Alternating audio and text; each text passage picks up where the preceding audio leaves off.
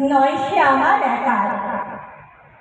আমরা সকলেই জানি যে চৈত্রের পরে বৈশাখ আসে, আর 25শে বৈশাখ কবিগুরু রবীন্দ্রনাথ ঠাকুরের জন্মদিন।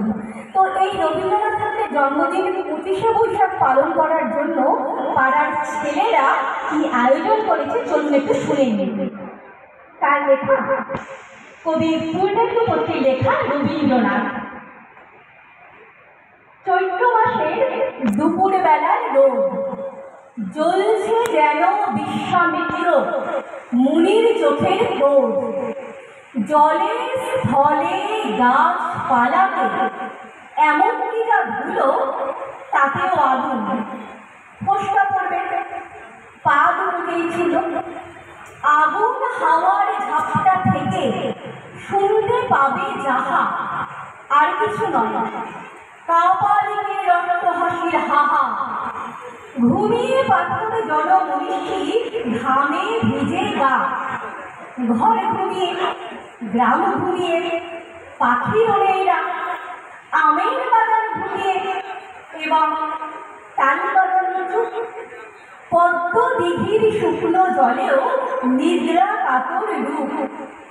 রৌদ্রে পোড়া ভুবন জোড়া এমনি দীপ্ত হরে দস্যি দানব ভক্সে যতই ঘুমিয়ে আছে ঘরে।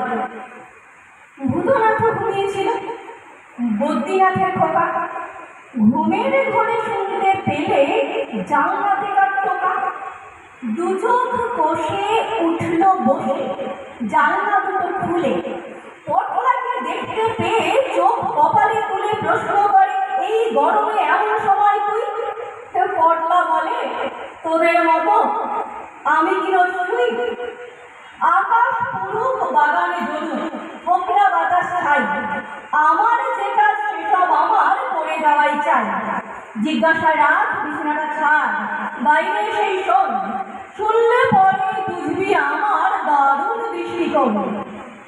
গামছা দিয়ে ঘামটা মুছে বাইরে আসে ভূত, সঙ্গে সঙ্গে পটলা মারে পেটের মধ্যে ভূত।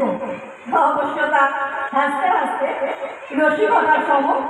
বুঝলি ভূত, কবিগুরুর 125তম জন্মদিনে ফ্যান্টাস্টিক একটা কিছু করে চতুর্দিককে চমকে দেবো। সবাই সমস্যারে বলবে, পটলা গদা দেবর মতো ছেলে সব দেশেতেই কালে ভদ্রে নেবে। মোট কথাটা তুলতে হবে দারুণ হইচই। আইডিয়াটা জবর, কিন্তু টাকা পয়সা কই? ভূতর প্রশ্নে পটলা হাসে তরল এবং তীক্ষ্ণ। এই ধরনের শুভ কাজে টাকা কি হয় বিঘ্ন? টাকার কথা পরে হবে, কাজের কথায় আসি। পাশের গ্রামে হেমর দাদার পিসি শ্বশুরের মাসি, শুনেছি তার কাছেই কবিগুরুর লেখা সঞ্চয়িতা আছে। হেমর নিজের চোখে দেখা। শুনেছি সেই মাসি নাকি নিত্যি পড়েন কাব্য। সেখান থেকে বইটা পেলেই কর্মসূচি ভাবব। বইটা পেলে ঢুকতে হবে কতদিন জানি। নির্ঝর স্বপ্ন ভ্রমণ করবো কিন্তু আমি। হেমর যা পতলা, ওকে আবৃত্তি না দিয়ে কমিক টমিক করতে বলবো মজার কিছু নিয়ে। তুই পড়বি হাতিয়ে গলা পঞ্চনদীর তীরে, দেবতার গ্রাস পড়বে গদাই কিংবা টুকলু ফিরে।